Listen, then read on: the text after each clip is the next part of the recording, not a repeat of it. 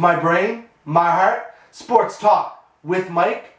I was checking out capgeek.com. I want to see the salary cap space the Colorado Avalanche will have next season. I really wanted to see if they were going to be able to make any moves because they seriously need to upgrade their defense. And just looking at it, obviously I've seen some overpaid players, Ryan O'Reilly, Paul Stastny, and I decided I'm going to go through all four major sports because it's what I do, because it's my love, all four major sports, seriously. And I want to give my most overpaid player, well, the five most overpaid players, 5 or 4, I think I got 4 in the NBA. But really, who's overpaid? And let's go into it. First off, I'm going to start with the Avalanche. Paul Stastny, $6.5 million a year. He had 3 great seasons where he hit over usually about 76, 78 points, better than a point per game average. And then since then, he hasn't really even cracked 58 points. I mean, it's been his top off. He's getting, the numbers he's putting up should maybe get a $3.8 million per year. He's getting pretty much double that.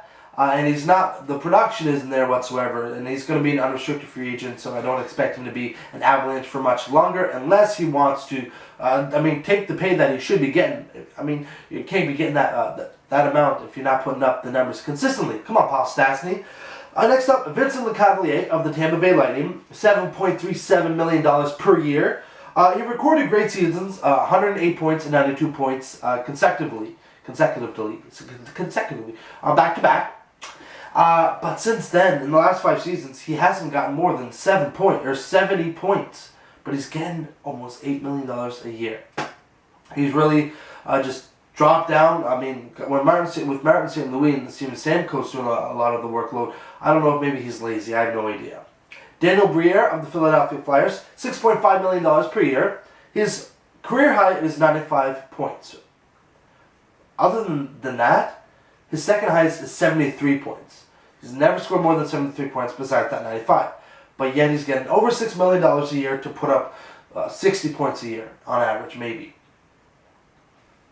What the hell? I mean, this is like, with these players, it's obvious that they're dictating the contracts. And this is why the salary cap, it's because of the players, not because of the managers. I mean, the general managers are stupid to be like, okay, we'll give you that. But the players, you're asking for these high amounts, but yet you're not performing to the ability of the contract. You're not really, I mean, you're getting paid the amount, but yet you're not doing what you're supposed to. You're not holding up your end of the bargain.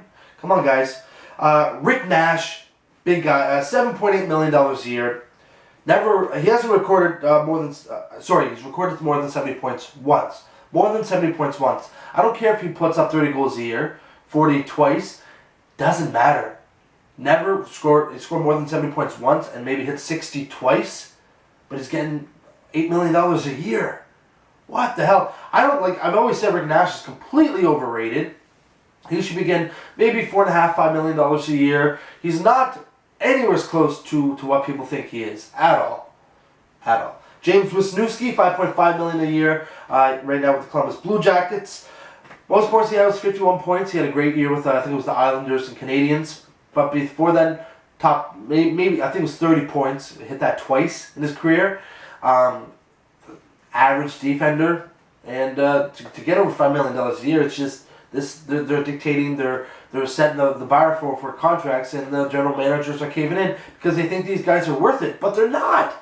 You don't look at 1 year, and this is what I don't get with players. You think you have one good year, you think you're going to continue to have great years. It's not how it works. And Jay Bobby for $6.68 million. He got about 40 points about 4 or 5 times in his career, but he's a subpar defender.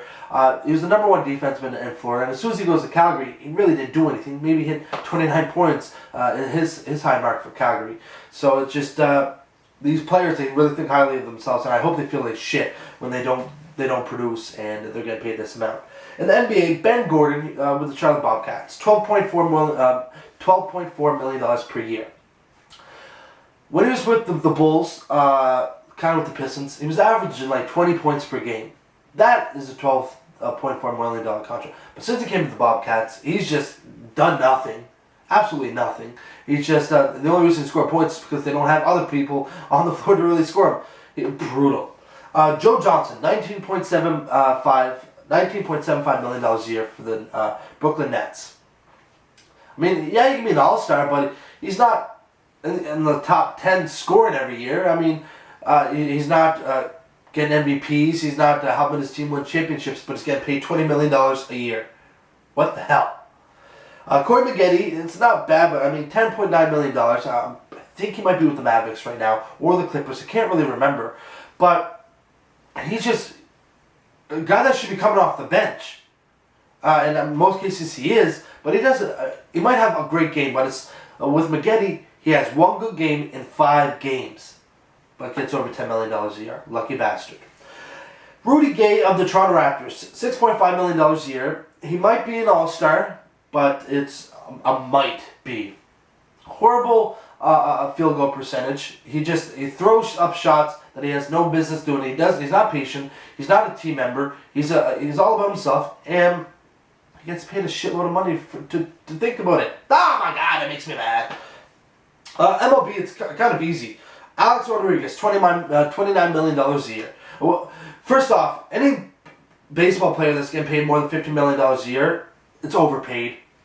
I mean, especially pitchers, you pitch every 5 games.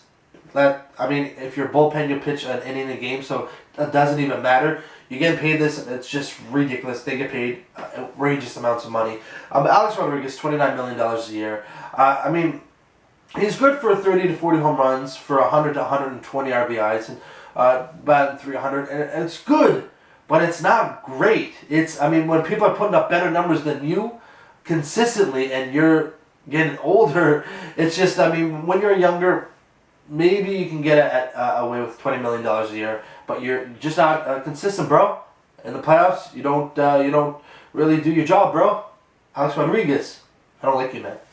Vernon Wells, $24.64 million a year. The Toronto Blue Jays gave him that because he really was putting up pretty good numbers. Not $24 million worth of numbers, but he's putting up numbers, and they really want to keep him. They want to players. Again, I'm not going to play for you guys unless you give me this money, and that's what they did. They wanted him and shipped it off to the Angels. Now he's with the Yankees, and it's just, oh my God, his numbers. Actually, he's got 3 or 4 home runs this year and 6 RBIs, but it's not $20 million. Oh my God. Irvin Santana, didn't really want to put him on the list, but I felt maybe $11.2 million. He's with the Royals now. It's just, he's not, the only reason he ever won games is because he got run support. That's why he won games. And he can strike out guys. That's about it. So, they gave him maybe $7 million, so it's not that big of a jump. But Barry Zito, $19 million. And won a Cy Young with Oakland Athletics. San Francisco Giants signed him up. They wanted him. Great left-handed off the Cy Young award. When that there, and it's since then brutal. I think once he had a winning percentage over 500. Wasn't the strikeout specialist he was. His walks are up. Oh, it's just, and he let in 8 runs yesterday against the Milwaukee Brewers in 1 inning. So, fudge. Last, Ryan Howard, $20 million a year for the Philadelphia Phillies.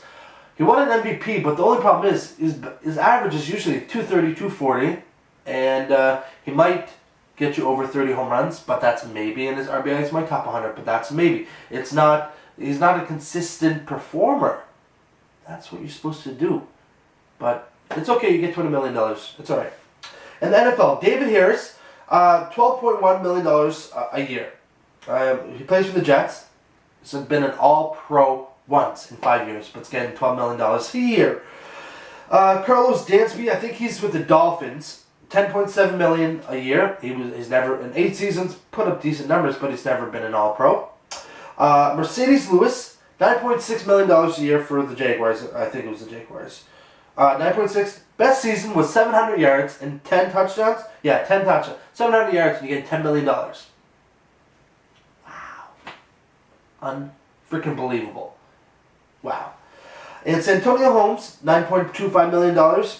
He's topped 1,000 receiving yards once.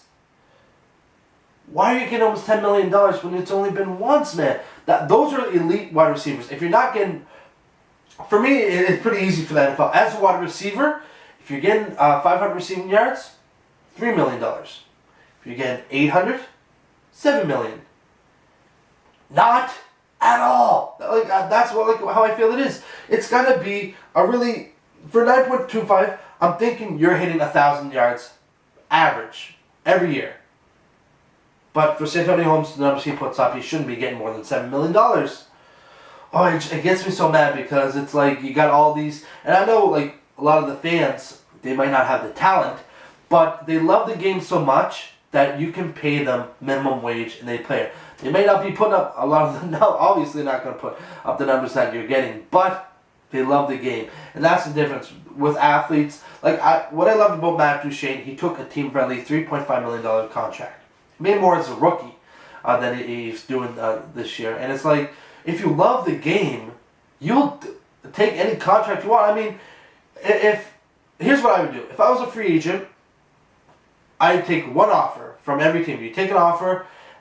First, I would look at the city and what they like about me, what they think I could bring to the team. The contract would be the last thing. And I know it's hard for me because it's not, the money's not there. But I want to be somewhere that I'm going to be happy with. And it wouldn't be about the money. And I would not try to break my team. I want my team to get better, and that takes money. But that's it. For today's episode. Tomorrow I'm thinking about doing the most underpaid athletes in the game. But that's it for today's episode of My Brain, My Heart, Sports Talk with Mike. I'm hoping, I'm going to say this one more time. I'm hoping I have beer left in the fridge. I don't think I have any. If you guys want to buy me beer, please be a saint and buy me a beer. Thank you.